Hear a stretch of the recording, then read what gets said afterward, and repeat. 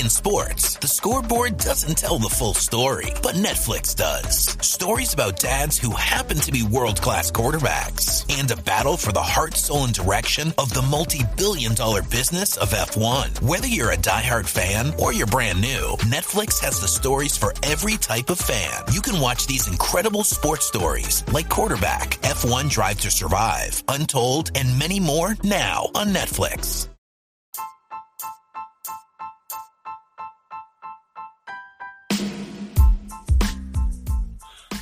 Welcome to the Scarlets Supporters Pembrokeshire podcast.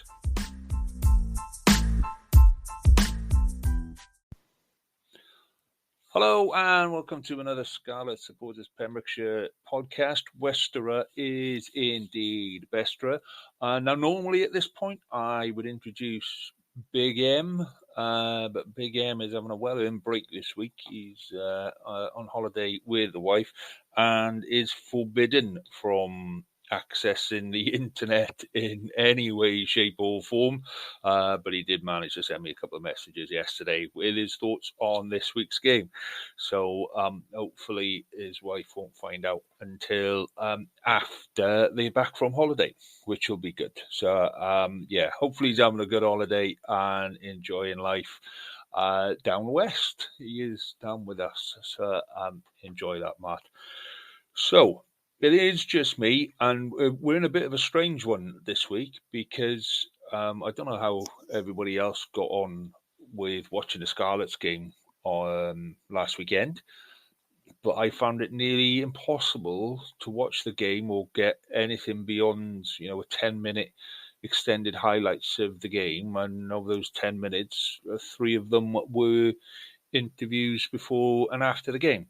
So, not a great deal of footage to go with. I found out about 15 minutes into the game that it was live on eprc.com, which you then had to pay for. So, I thought it would have been on Viaplay, as it's called now, or stuff like that, because with most of the other games, it did seem like the Scarlets game was the only game that wasn't broadcast live on a standard platform. So we're going to make the best of it. We're going to do what we can do. We'll go off what we can go off. But obviously, the best way would have been to have been at the ground, as always. So listen to us all off that one to just check that out before and make sure we get to the ground a bit more often, isn't it? Yes. Well, so what have we got from the Scarlets game there? So Scarlets Bayonne, obviously decent win for the Scarlets, 39-7. Never really looked in doubt from what I've seen. Never really looked like we were going to struggle. There were a couple of bits there where Bayonne looked like they might be starting to string things together, but they never really got into their stride. It wasn't a full-strength Bayonne team, but you can only play what's in front of you. And people keep going on about how good the Pro 14 is in France, and the second team in France would beat just about everybody else, and this, that, and the other. Well, actually, you look at the URC results from the weekend, and generally, on the whole, URC teams did very well. I don't think we can have any complaints about that, but it was a bit annoying for it not to be on the telly. So let's start with 3 weird reactions then. Start with Martin's, actually. So Big M says it was about bloody time, but the tackling was still sloppy. And he did split those up into 2. So, there was a 3-word and a 3-word. So, and that seems kind of consistent across everybody else's kind of 3-word reactions. So Hugh, about bloody time. Jean, better display today. Stephen, a win, brilliant. James says simple, fast and direct. Gareth, by the sounds of it, Gareth was in the stadium because Gareth said that the try music was awful and the MC needs livening up. So, which I've heard before, and I've heard that he's a really good guy. I'm just not sure that it works that well in the stadium. So there we go. Alice says onwards and upwards, and then Mandy finishes off with a bonus point win, which again, it's been a while since we've had a bonus point and a bonus point win. I don't think the Zebra game was a bonus point win. We just won. So yeah, a good game all round. And from what I've seen, it looked like the front row absolutely took Bayonne apart.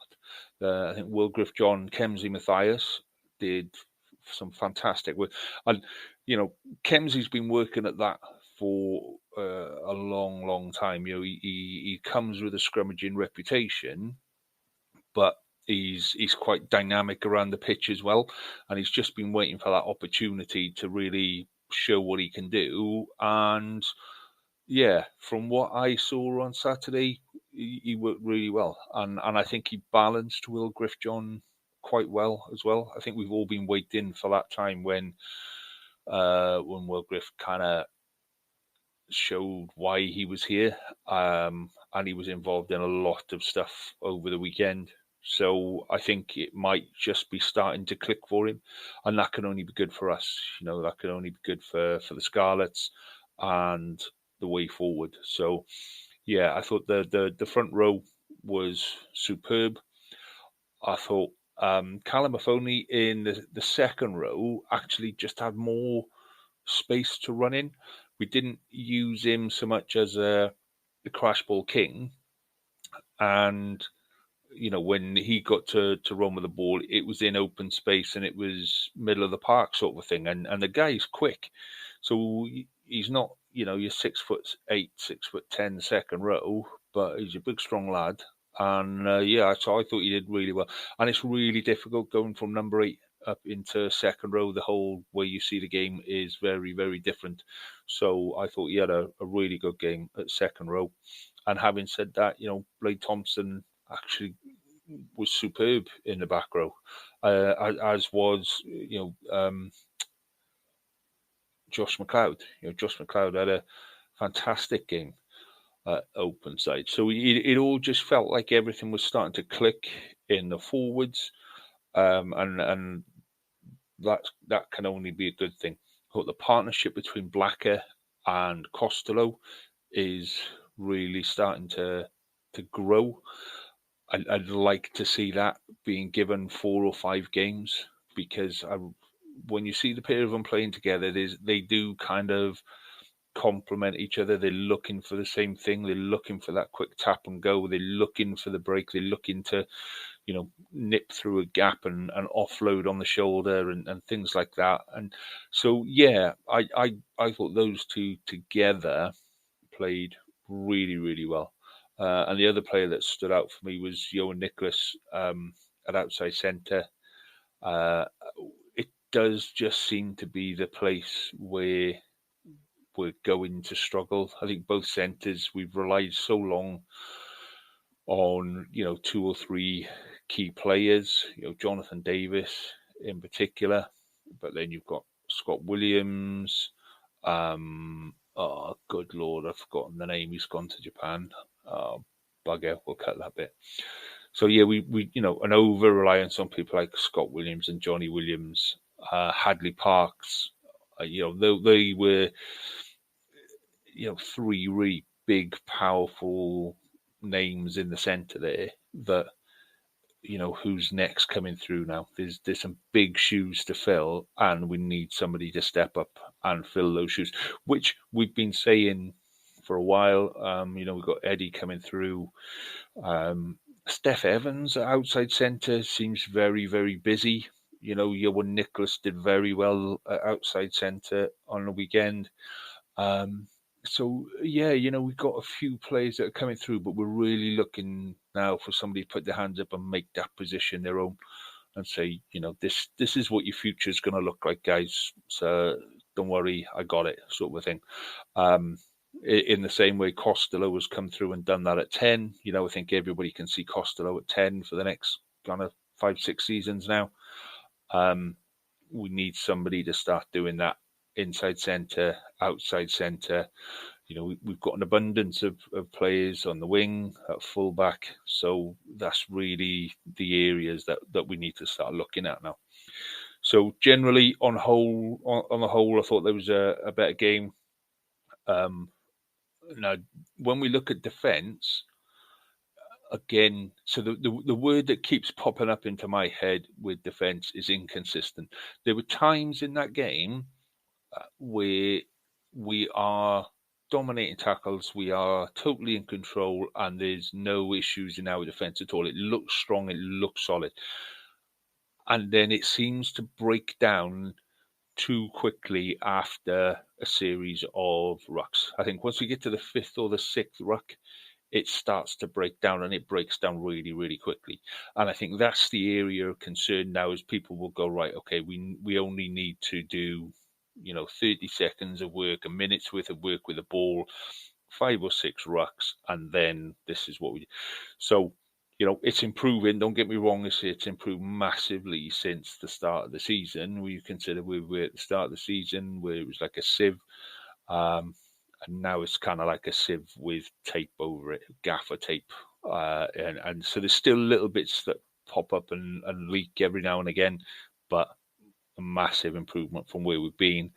The thing that I do keep seeing on social media and in highlights is some of the aggression in the tackle, some of the aggression in rucks and mauls is maybe not where we'd quite like it to be. As supporters, we'd quite like to see an aggressive ruck. But over the weekend, I think 2 of the tries came from turnovers, where we drove them off the ruck.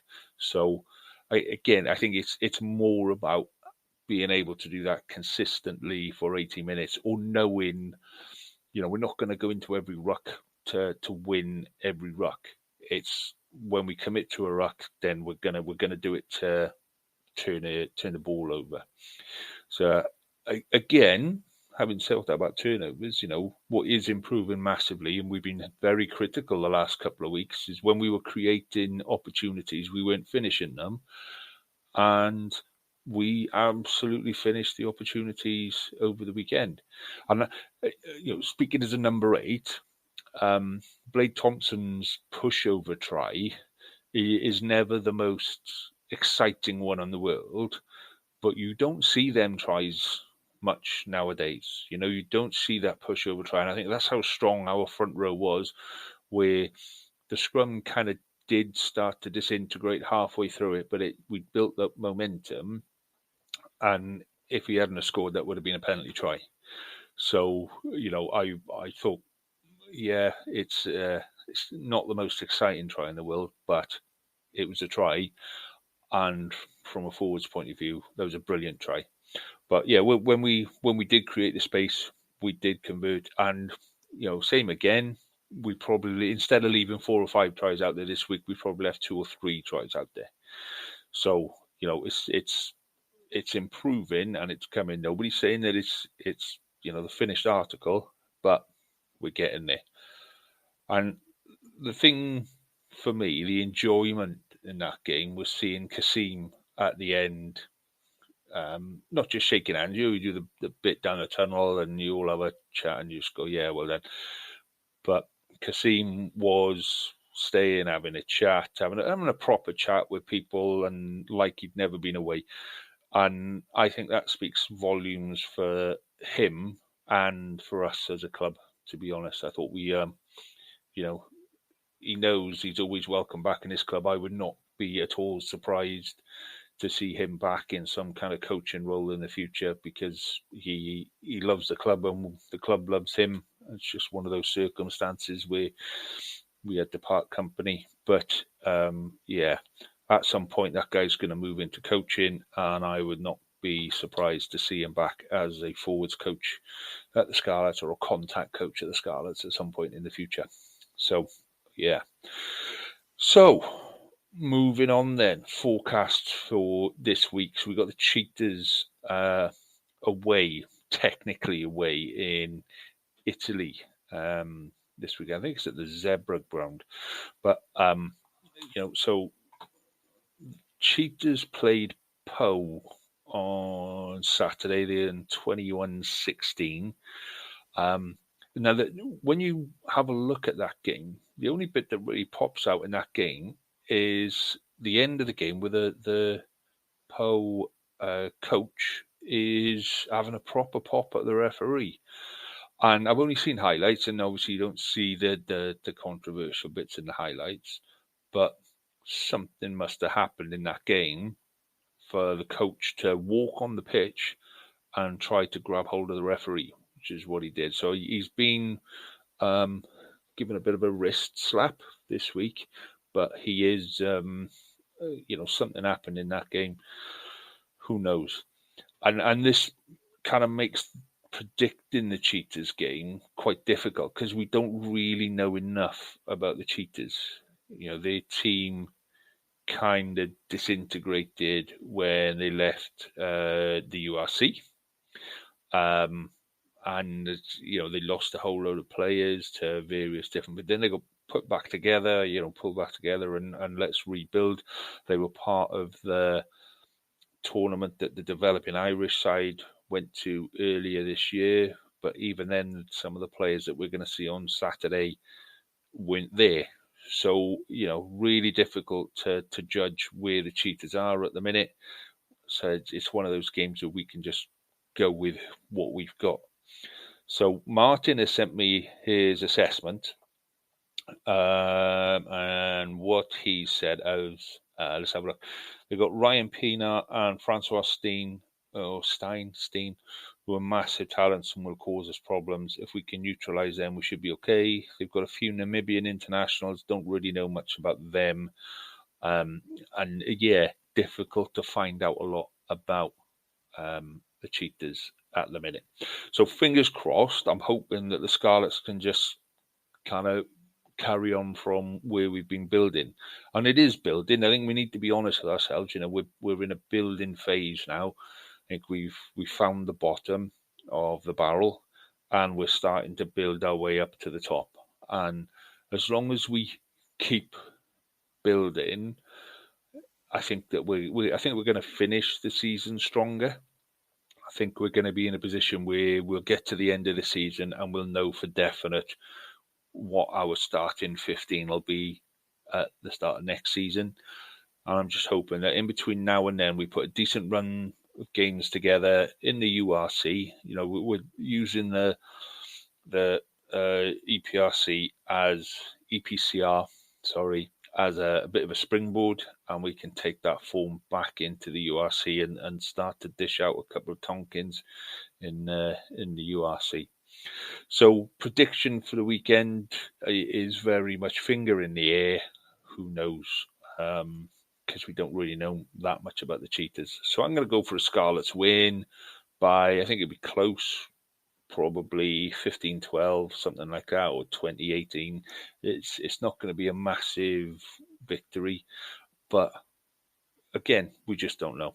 We don't know. If they can turn it on the way that we want them to, then we're all well and good. So yeah, fingers crossed for Saturday. So it's 3:15 kickoff, which I assume means that it's on television somewhere. But again, I haven't found where that's on television because it's a bit poor at the minute. But even when so I'm on the website now, I'm having a little look at it. It's at the Stadio Sergio Lanfranchi. But that's it. Doesn't tell me any more information than that. So hopefully, if we find the information before then, we'll put it on our Facebook page, and hopefully we'll all be able to have a watch of that one. Or if you're going out there, and this is something that I've wanted to do for ages, if you're going to your first Scarlets game, so or home or away, send us some photos so we can make a fuss of it on the Facebook page. I just want to do this bit around my first game, and when you're taking your kids to the first game, it's one of those things that's quite special. So if we can add to that day, my first game, or even if you're even better, if you're taking a mate, if you're taking a friend to their first game, no matter how old they are. But yeah, send us some photos because I want to make a bit of a fuss of people going to see their first Scarlets game and remembering it. So yeah, cool. Okie dokie then. Deep breath, on we go. So let's have a look at local stuff then. Okay, so let's drop down then into the Championship, which will be a very short stop because Narberth's game against Pontypool was off due to a frozen pitch. So can't actually see any games that were played in the Championship last week, which is a bit weird. But there we go. That's how cold it was. So, as we said last week, Narberth are at home this week to Trebanos. Trebanos are one off the bottom of the table. They've only won 2 games all season, but that's not to take them lightly. Narberth have come close in a couple of games now, and missing a week, having a week out, sometimes works in your favour. Sometimes it can just kind of throw a curveball in. So I can still see a comfortable Narberth win. I'm thinking probably 10, 15 points, depending on the weather. The weather's meant to be a lot better by this weekend, but I wouldn't be surprised to see quite a few games called off still. So, yeah, comfortable win for Narberth against Trebanos would be the prediction there. So down into 1 West then. Again, load of games called off due to the weather. One game that did go ahead though, local derby, Crymych and Whitland. So predictably, Crymych came out on top there, 23-13. I haven't seen any match reports from that one, so I can't really comment too much on that. But I can pretty much bet it was a bit of a belter of a game, because they always are with those two. So, fixtures for this weekend then. Aberystwyth are at home to Whitland. I'm going to guess that's going to be an Aberystwyth win, simply because it's so far to travel. Aberystwyth are having a good season. Whitland are having an iffy season. So, yeah, Aberystwyth there by 10 points with that one. Then we've got Crymych at home to Llanelli Wanderers. So Crymych's top in the table. Llanelli Wanderers kind of fall in further down. So on paper, that looks like a fairly comfortable win, particularly at home. Because if you're playing up in Crymych, it's freezing in the middle of summer. So it's not going to be comfortable for the Wanderers coming down there. So I'm going to go with a 10-point win for Crymych on Saturday. And then we've got Pembroke away to Gowerton.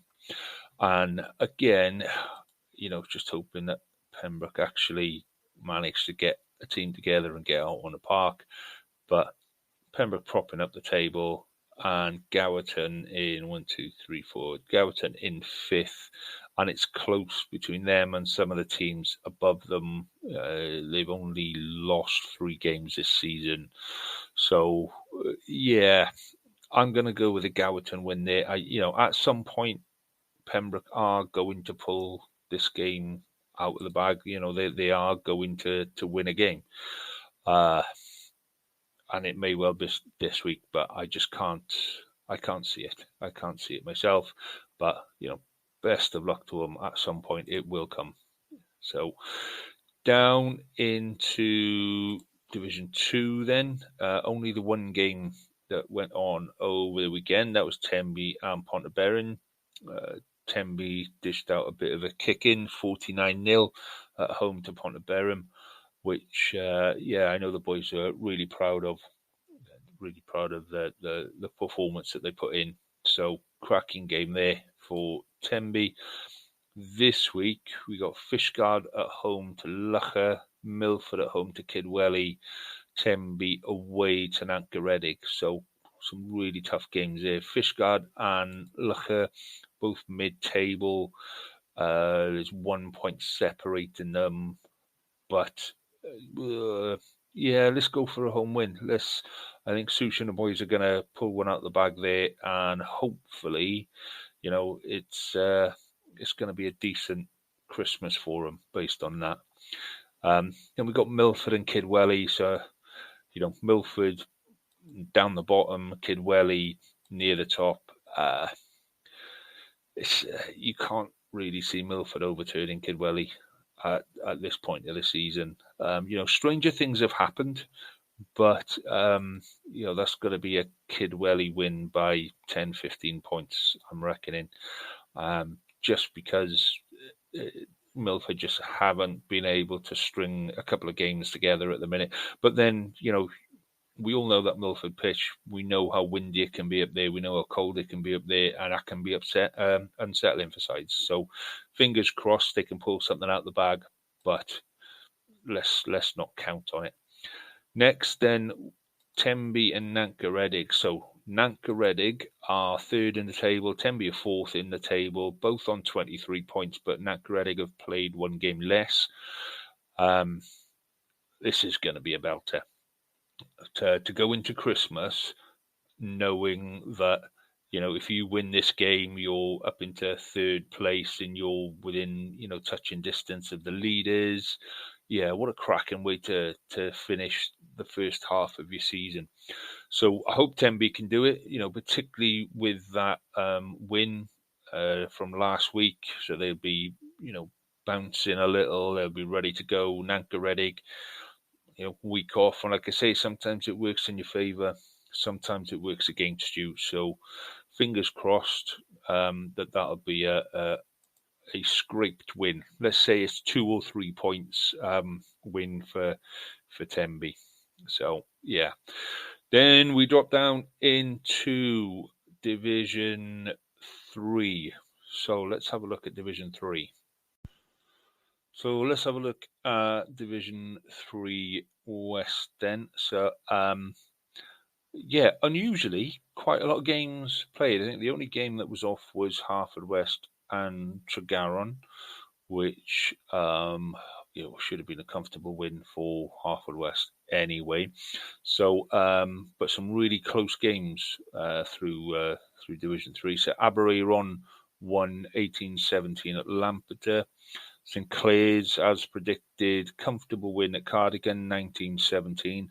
Larne and Neyland was a bit of a close one, 23-22 to Larne. Langham lost 31-10 away at Llanybother, and that's a bit of a kick in the teeth for Langham, but it is what it is. You live with it and you get on. And again, a last minute or end of the game victory for St David's, 12-10 over Pembrokeshire Quins. So I know the Quins will be gutted about that, and I haven't seen any photos from the Quins on fancy dress, so I'm hoping the boys didn't let me down on that one, but there we go. So that doesn't really change the table that much. We go St Clair's, then Lampeter, Abereyron third, Larne fourth, Haverfordwest fifth, then Neyland, St David's, Cardigan, Quins, Llanybother, Langham, and Tregaron in that one. So fixtures for this weekend. So Cardigan are away in Lampeter. Cardigan are on a little bit of a run, but Lampeter are still second in the table, and they've only lost one all season. So I think Cardigan is going to struggle in Lampeter. Neyland at home to Abereyron. I think Abereyron will just be a bit too strong. Abereyron in third, Neyland a bit further down. I'm calling that one as an Abereyron win, 5 or 6 points there. Quins against Larne, Quins will be a bit angry with themselves not taking that game up in St David's. But Larne had a really good start to the season. It's whether they can carry it on through. So I'm gonna go with a Quins home win there against Larne, just because when I played for the Quins against Larne at Beerspool, that's when I put my back out, and somebody needs to take a bit of revenge for me because it's still bloody hurts now. So yeah, Quins by 5-10 points on that one. St Clair's at home to Llanybother. I can't really see Llanybother challenging St Clair's. St Clair's will probably, take the opportunity to rest a couple of players, bring a couple of players through. But yeah, it should be a comfortable win for St Clair's. And then we've got Tregaron at home against St David's. Big trip away for the St David's boys. If Tregaron can get aside, we know Tregaron have been struggling all season, so fingers crossed St David's will be able to finish their Christmas season on a bit of a high for that one. So yeah, fingers crossed with that. So, and that is the end of all of our local stuff for this week. So there's only one other bit really to talk about. And I don't know if you've seen it again, and it's Tommy Bowe, and this keeps propping up all the time now. And I don't know why, because the WRU have categorically said, we're staying with 4 regions.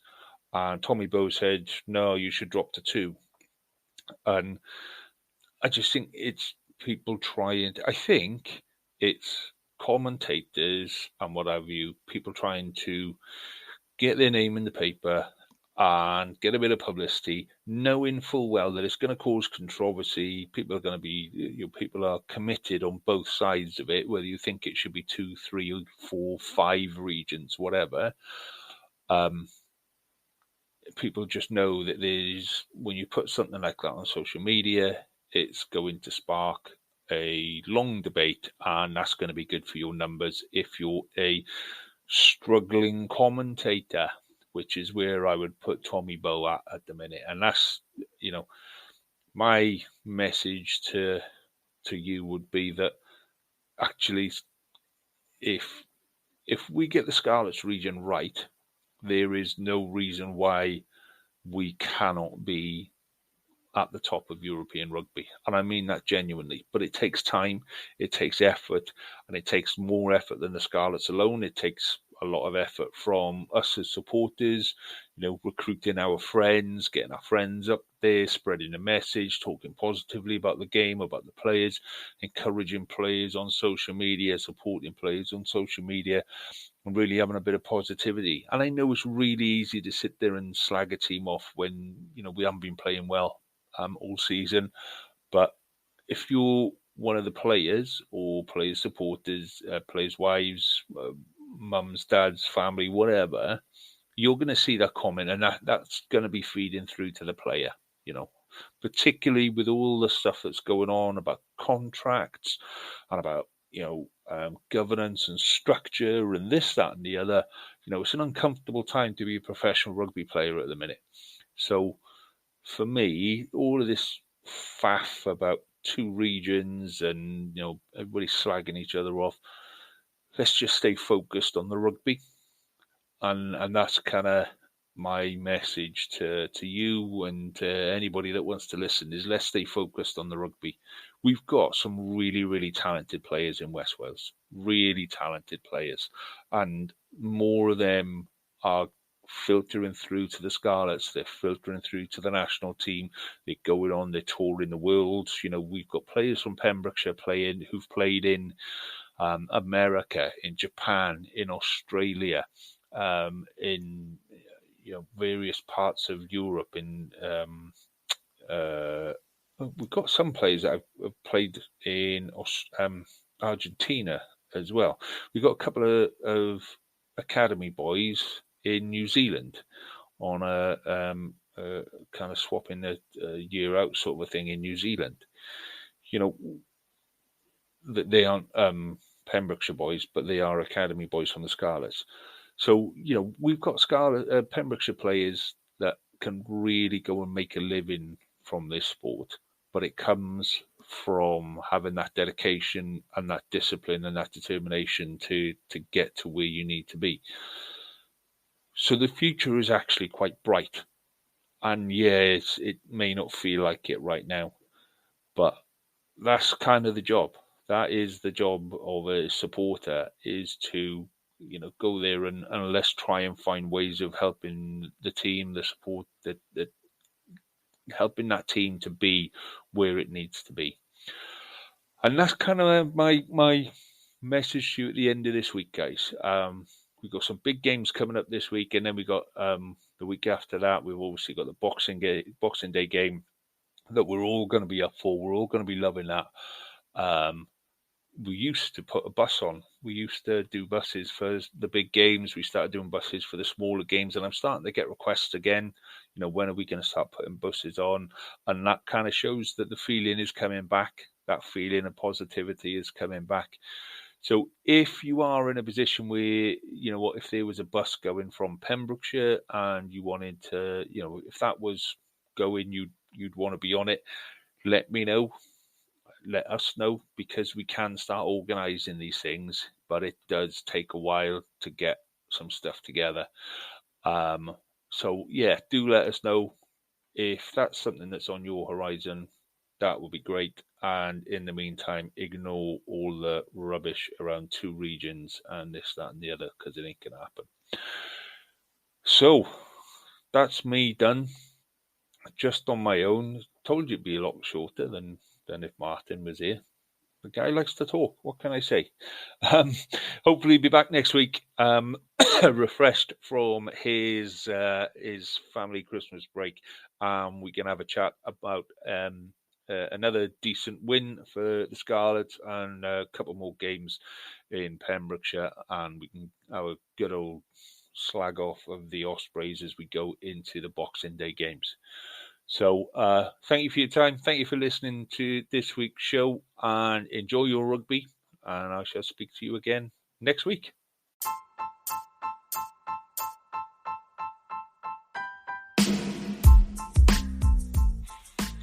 You have been listening to the Westerer is Besterer podcast from the Scarlet Supporters Pems team. You can follow us on Twitter on Scarlet Pems. Find us on Facebook with Scarlet Supporters Pembrokeshire, or email us on scarletspems@gmail.com. And remember, West is best, but Westerer is Besterer.